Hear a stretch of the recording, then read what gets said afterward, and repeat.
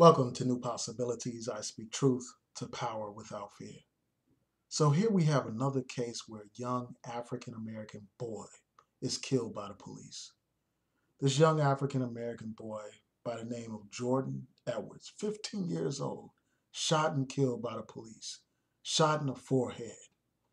Now, according to the police, they had received some reports of a group of intoxicated juveniles wandering on a block, and they claimed that while they were en route to that location, they received some other reports of gunfire. So the police say that they saw a group of African Americans in a vehicle, and this group of African Americans allegedly were backing towards the police in an aggressive manner. And in response, the police officer fired shots into the vehicle, killing Jordan Edwards. That's the police initial story. Later on, it turns out that the police chief looked at the body cam footage and he discovered that that story was not true. He discovered that actually this group of young people were driving away from the police. They were not backing towards the police. Actually, they were moving forward and they were moving away from the police. And actually, according to these news reports, instead of bullets going through the back window, they actually went through the front passenger window, killing Jordan Edwards. Now, that completely contradicts that initial story, and I'm going to talk about that a little bit later in this video. So here you have another African American killed by these police, and this is a part of a pattern. This is not an isolated incident. And we need to quit looking at these things as if they are anomalies. This is something that occurs regularly in the United States. I will continue to cite a Washington Post report that talked about how African American men make up 40% of the unarmed people killed by the police. Yet African American men only make up 6% of the U.S. population. This situation is another reminder of how quick police are to use force against African Americans, how they are quick to view young African American men and boys as dangerous. So here you have a young African American boy, his life snuffed out. And the police originally tried to excuse it, they tried to rationalize it, and now that they have the video evidence from these body cameras, they can no longer do so.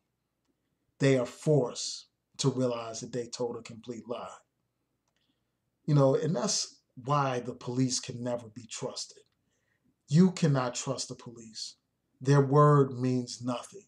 You need to have devices like body cameras to monitor these police, because we can't rely on these police to tell us what actually happened. These police, their first instinct is to defend themselves against claims of police brutality and misconduct. So to do so, they will invent all kinds of false stories, and they will support and back each other up. Just like this police chief, before he even saw the video footage, he assumed that his officers were telling the truth. He immediately went out and basically spreaded the lie that these police officers told him. So as far as I'm concerned, that police chief doesn't deserve any kind of award or recognition for finally revealing the truth. He doesn't deserve that. He should have, before he even made his initial statement, he should have looked at the video evidence. So he could have gotten it right the first time. So, you need the police to be policed. They need to be policed by technology, meaning body cameras and other types of monitoring devices. Also, they need to be policed by the Justice Department. You need to have some of these rogue police departments under consent decrees. Without that, you have no way of ensuring that the public is safe from the police. You have no way of preventing these police from exercising all kinds of discriminatory practices, from using all kinds of excessive force against Black people.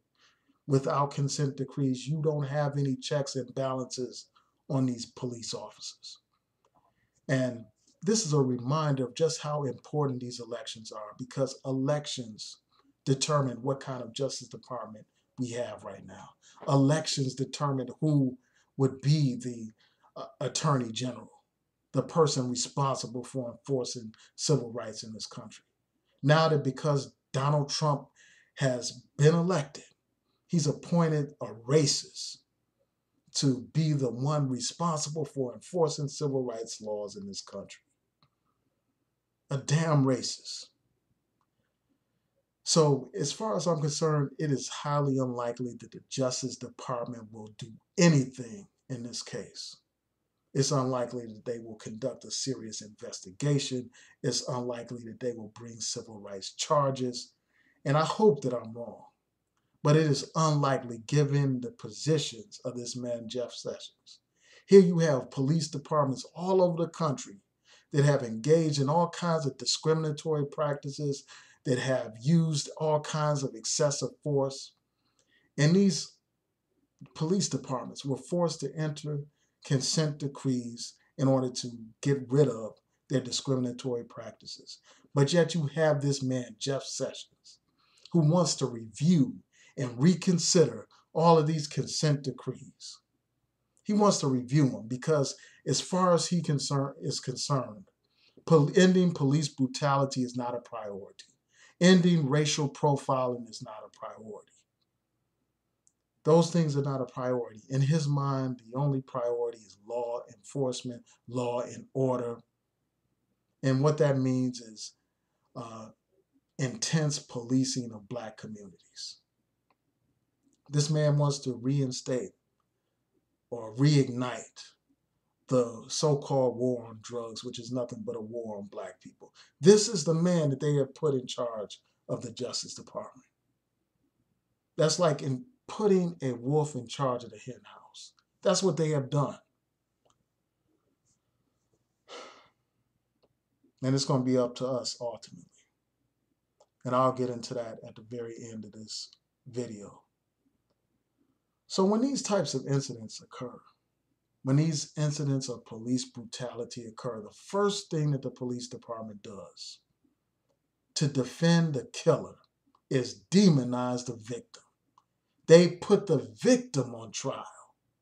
They dig into the victim's criminal history in order to discredit the victim, in order to demonize the victim. They look into his history. They try to conjure up all kinds of negative images of the victim, to depict the victim as a thug, to depict the victim as a criminal, as a gangster. You know, one of the first things that they do is they check the toxicology report to find out if the victim was on any kind of drugs so that they could demonize the victim. But here they're going to have a very hard time trying to demonize this brother, Jordan Edwards, because this young brother was a popular football player at his high school, because this young brother was a good student. You know, according to news reports, this brother had all A's. According to news reports, this brother was well liked by his peers. According to news reports, this brother doesn't have any record of disciplinary actions being taken against him. So they're going to have a hard time trying to paint this young brother as the perpetrator, to put this young brother on trial. They're going to have a hard time doing that. But I'm sure they're going to be working overtime, trying to look for anything negative that they can find about this brother. And that brings me to another point. You know, often people say if you study hard enough, if you're a good Negro, if you play by the rules, you don't have to worry about police brutality. If you abide by the law, you don't have to worry about police brutality. That's what they try to tell you, to try to absolve the system of its responsibility, to try to absolve these killer cops of their accountability.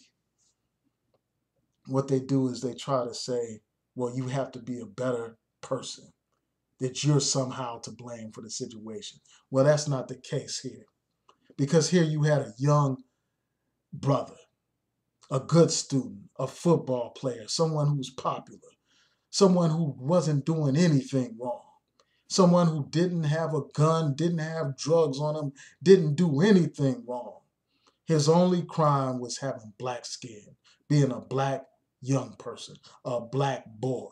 That was his only crime. And for that, this brother lost his life. So it doesn't matter how respectable you are in the eyes of some of these police, because when they see your black skin, they see you as a nigger, regardless of what kind of grades you get, regardless of how popular you are, no matter what your profession is, that's how they view you.